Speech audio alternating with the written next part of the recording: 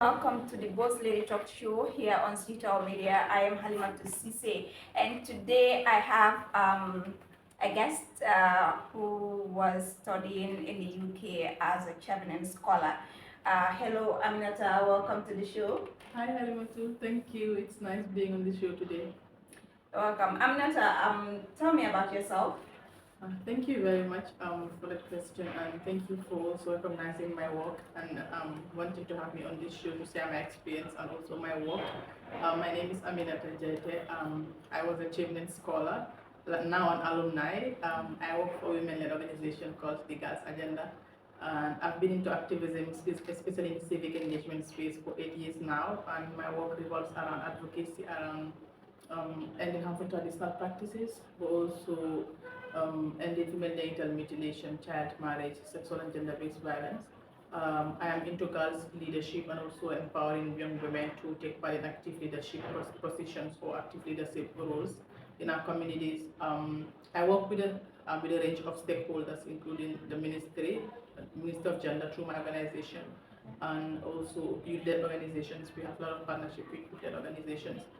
My main aim is to advance gender equality and also quality education, which is SDG 4 and 5, and that is what my work revolves around. So I did my master's in gender and development studies, like you said, in the UK as a Chevening Scholar, and I am here back to serve, but also to give back my voice to the community and also to continue the work that I've been doing. Yeah, thank you. Impressive. Aminata, tell me, how was it like growing up as a girl? It wasn't a smooth ride, like when you're a girl in a society that is patriarchal, but also a society that do not recognize the role of girls in nation building. I can say it was not easy. Sometimes we normalize these experiences and think they're just childhood experiences, but growing up and thinking about like all the experiences I've passed through as a young girl, I will say it was mixed with experiences. Sometimes people think you've been too much when you ask lots of questions as a young girl or as a young woman, and sometimes people think you've been unnecessary questioning certain beliefs or certain values.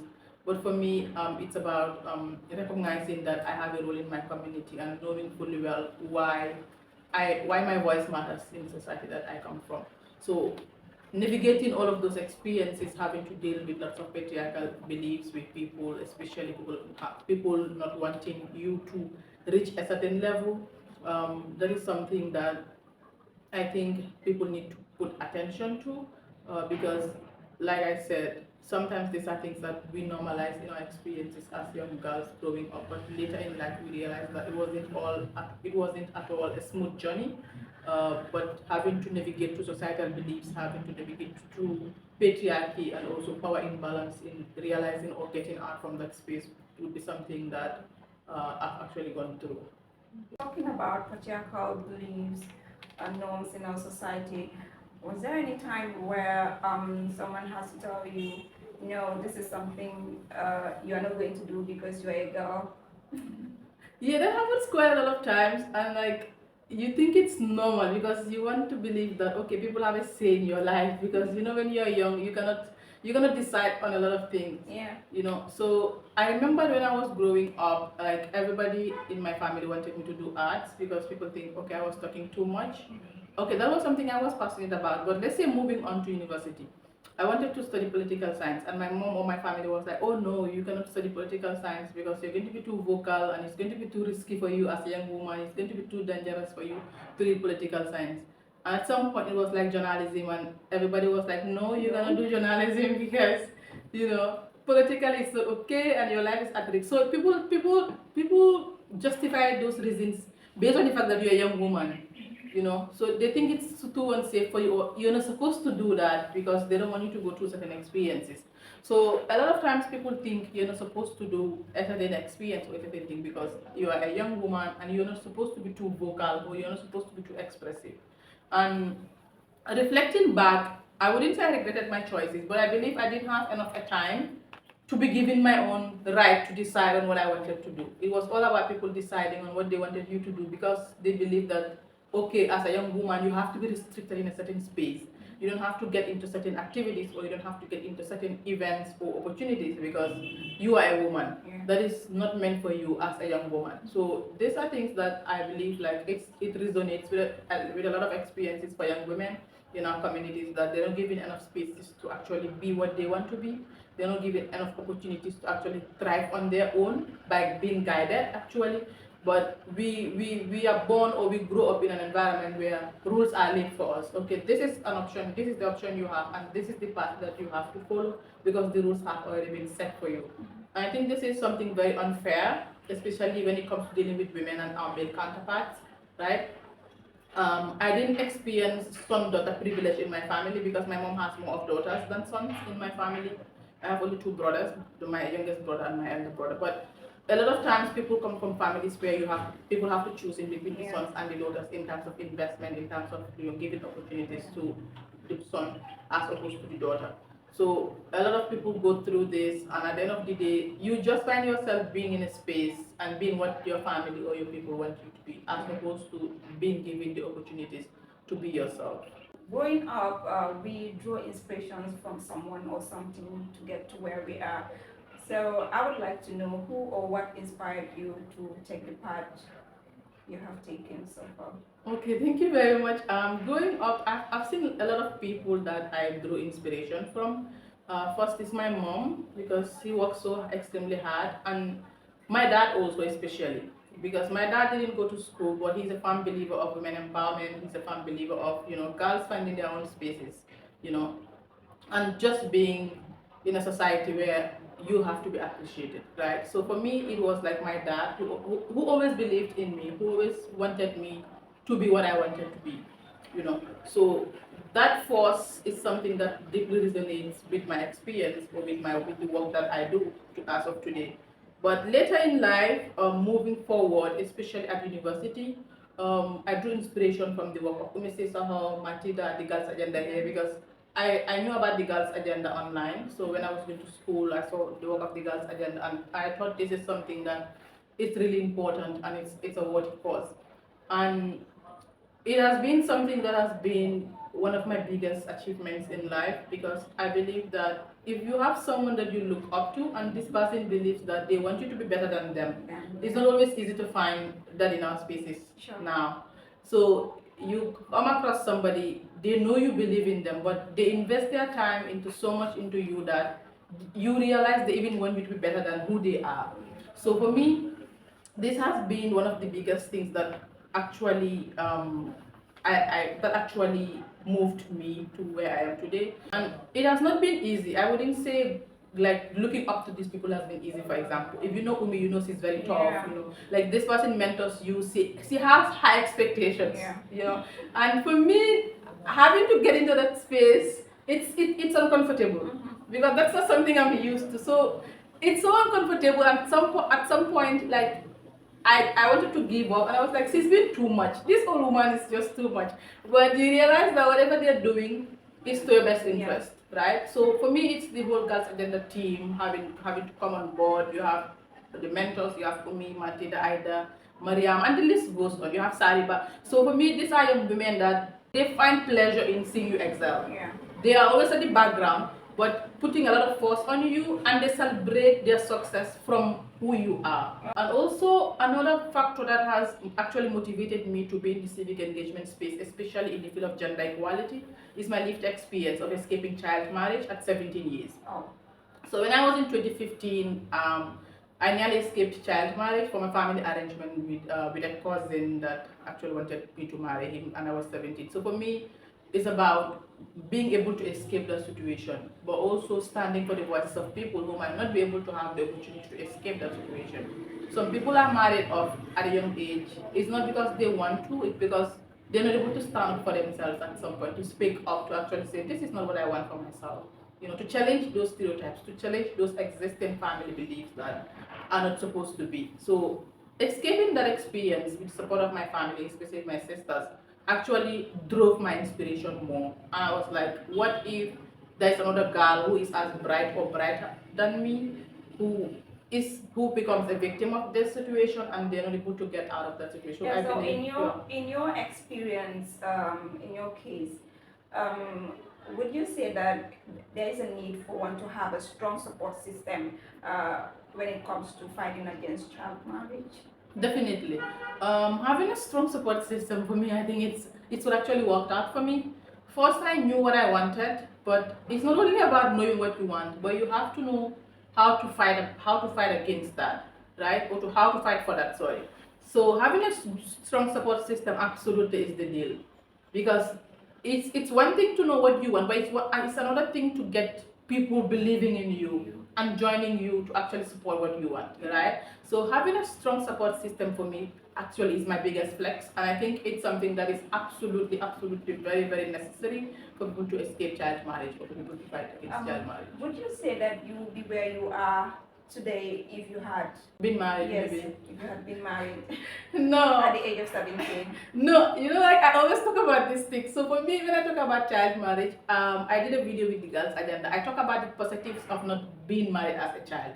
So for me, my discussion mostly revolves around giving society the positive aspect of escaping child marriage. Because most of the times people talk about child marriage, we talk about the negative aspects. Okay, early pregnancy is dead, lack of economic opportunities. But I give myself as an example for being one of the strongest voices in the Gambia because I escaped child marriage. Yeah. So I believe I wouldn't have been an inch closer to where I am today if I was married off as a child.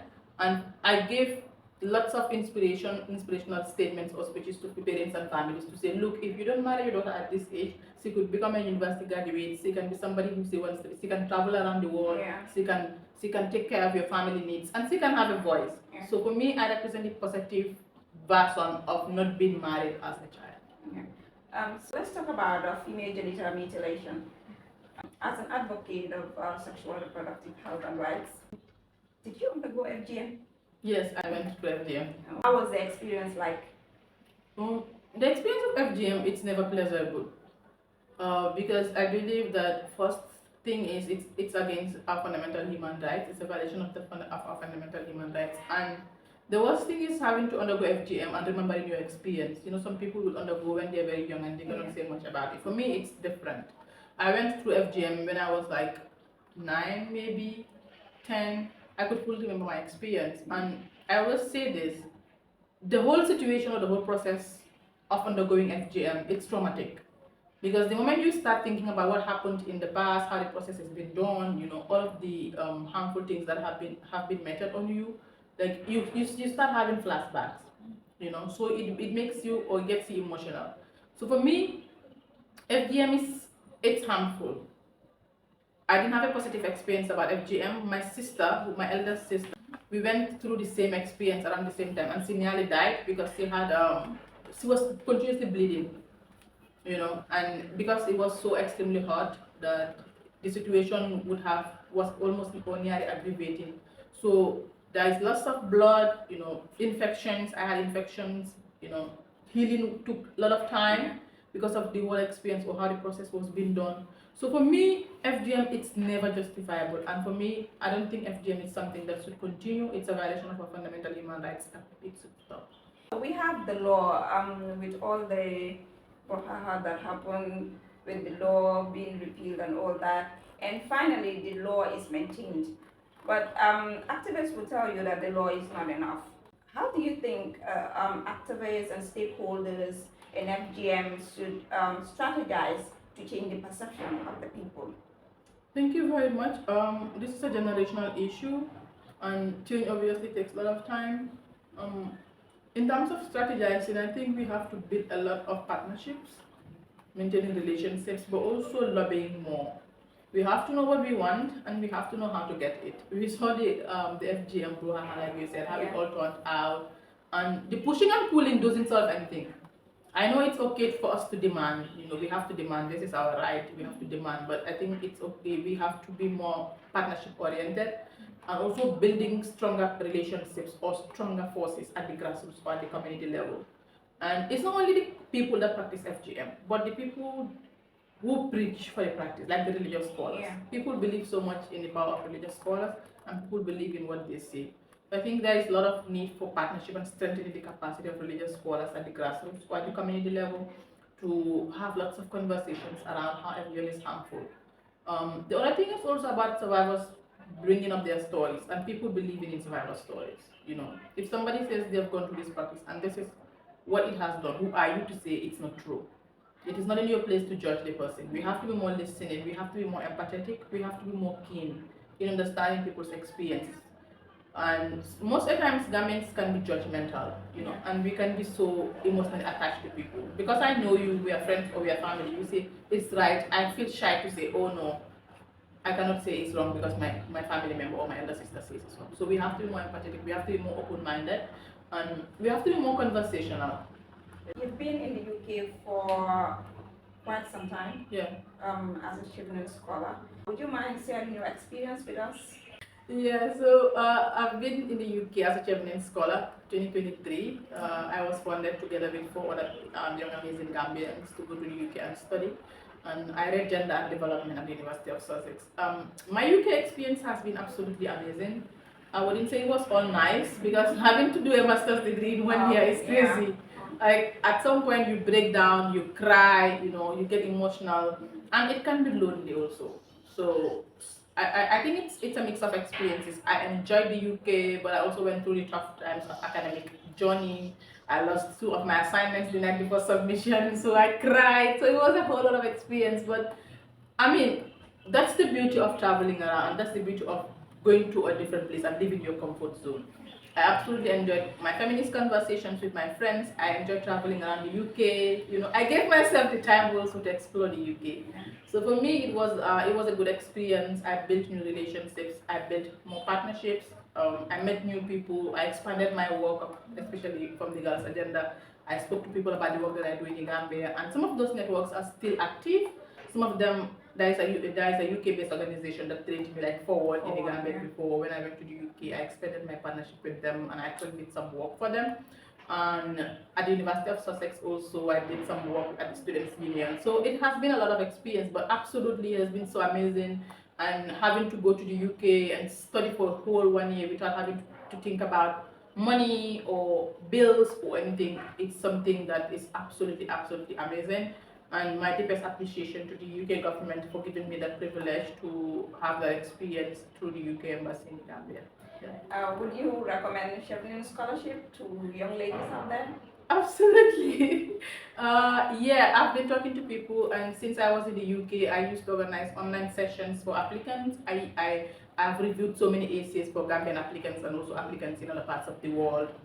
I talked to Gambians about Chevening. Currently, I serve as the Partnership and Communication Officer of the alumni, and I do a lot of work about communication regarding the Chevening opportunity. Recently, we concluded an event with the Girls Agenda where we trained young girls on SRHR issues, but we had a specific component on the Chevening Scholarship and how young women can also actively participate by applying for the opportunity. So I've always done that on social media. If Chevening do post, I share, I talk to people, I do mock interviews, sometimes through the alumni, but sometimes at personal level also. And this is something that is a mandate for alumni. I think it's a personal responsibility to also see other Gambians. And for me, because I was mentored by a Chevening alumni, Matida and Umi are all Chevening alumni, so I feel a burden that okay, I have to mentor other Gambian women to also become Chevening scholars. Since your return a few months ago, what have you been up to? Oh, thank you very much. Since I came back, I've been settling down. I came back to the Girls Agenda. I'm working at the Girls Agenda right now. I'm into community activism. I'm into civic engagement. I'm basically back to the work that I was doing. If someone out there is watching and the person is struggling to balance work and personal responsibilities, including academic responsibilities, what would you say to them? The first thing is they're absolutely doing amazingly well because multitasking is something that is not easy.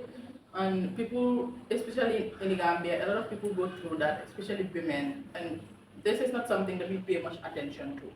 What I want to say to them is that it's not easy. Multitasking is not easy. Like doing your work. I was in the UK, for example. I was doing academics at some time. At some point, I was working. I was doing some online stuff also. You had your family back home that you have to also be reaching out to all the time.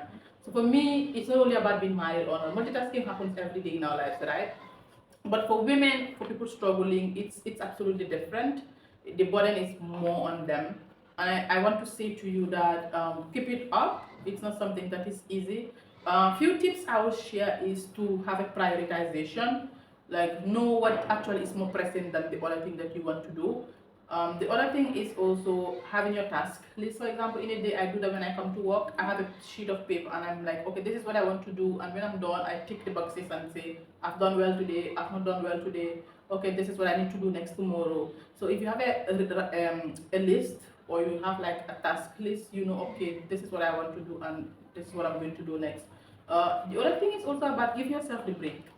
You know, you cannot solve all the problems in the world. I used to be like that, and at some point I broke down. At some point, you know, I just have to stop because you know it has a mental toll on you. So do your best and do what you can do, but do not forget yourself in the picture. Always have a self-care session or a self-care routine for yourself. It's either take a break, go and walk at the beach, cook your favorite meal, eat, sleep if you want. But yeah, these are things that can actually help. Coming back to the girls' agenda, what are the activities that you are working on right now, especially this summer? Do you have plans to work with girls? Yeah, thank you very much. At the girls' agenda, there's stuff always going on. We're always into activities because we also have a youth safe space that we run. It has not been very active recently, but in the coming month, let's say in July, we'll resume activities at the youth safe space, and it targets young adolescent boys and girls discussing about topics that they're not comfortable to talk about at home, SRHR issues, issues on sexual and gender-based violence for free. It's also a research hub that people can actually work in, especially young people, to research about issues that is about affecting them or issues about their health. Right now, also we have submitted few proposals which we are awaiting response to work on, both with UN system and also one of our international partners. Another thing that we are currently doing internally is some work with UNDP, and it's about some research going on. And yeah, that's what we have been up to. We have had an engagement with young girls last month through the Gambia Chevening Alumni Association. Yeah. This year is going to be one of the toughest year for us in the country because we are looking forward to the elections. And in the recent months, we've been talking about the political participation of women. As a gender expert, what do you think women should prioritize when contesting elections? Thank you very much. For women's participation in elections or political decision-making processes, it's something very difficult, especially for particular societies like the Gambia. In terms of focusing on what they want to focus on, I think it's about looking at what women are affected with in the country. You know, it's about knowing or understanding our problems as young women, because we know better than the men that are going to represent us. And I always say this, you know, like when you talk to people, they're like, oh, women should not be into politics, women should not take part in political decision making. But I'm like, it's the same women you're using to come to power. Yeah. Because when you need to campaign, you call women. When you need mobilizers, you call women. When you need cooks in your communities, you need women during your rallies. So for me, women have to understand their worth. They have to know that this is not a space that is a privilege for them. It's a right as opposed. It's a right as the men also as their counterparts, right? So the other thing is also about not listening to negative comments. You know, it's quite very common to see when women stand in politics, people come to talk about their experiences, their past experiences. Oh, she was a victim of teenage pregnancy, she was a sex worker, she was this, she was that, she's divorced and stuff. And this is not common when it comes to the men. Men could be the biggest thieves in the world. They could be anything. You know, they could impregnate the women at the end of the day or young girls. But nobody talks about this thing, right? And it's difficult. I know it's a systemic issue. It's not as easy as we are saying it, because it's a reality that a lot of women are going through. But I just want women to believe in themselves and challenge themselves political decision making processes. And to the other women who are not contesting, let us not bring women down. It's very common to be fighting for women and see women also bringing women down. It's tiring, it's frustrating, you know, it's disgraceful. But this is something we have to talk about. You know, we have to be standing for each other. And these are things that men will also look at and use against us. Because they're like, idamang man come back. And even among themselves, they are fighting. Yeah. So how do we support them? So let's be watchful with one another. Let's understand that it's not about gender, it's about what we bring to the table. You're here, you're doing amazingly well in the media field or in the media fraternity. So it has to be about what you bring to the table, not who you are actually. Yeah. The Girls Agenda Safe Space is housed in Pekama here. And we have a lot of domestic violence cases going on in our communities, whereby most of the time when you log into social media, you will see stories of how women have been battered to an extent of being hospitalized. What do you have for women who are around this vicinity that want to come here to talk to you about the ordeals that they are going through? Yeah, thank you very much, Ahimatu. This is very important because for people to come to you, they have to know that you're offering a service. So normally what we do is whenever we have events, we talk to people about the youth safe space. We give our contact details also for people to actually walk in and talk about their problems. All I have to say is that the youth safe space is a free opportunity for everyone, especially who is living around, to just walk in and report a case. And the good thing is, or the opportunity you have here is that although we do not deal in managing psychosocial support or cases, we do referrals. We have partners like Network Against Gender-Based Violence, and they have social workers. They have their one-stop steps in the hospital. So instead of going directly to the hospital, for example, if you come to the Girls Agenda, it's easier to have a contact for us to refer you to.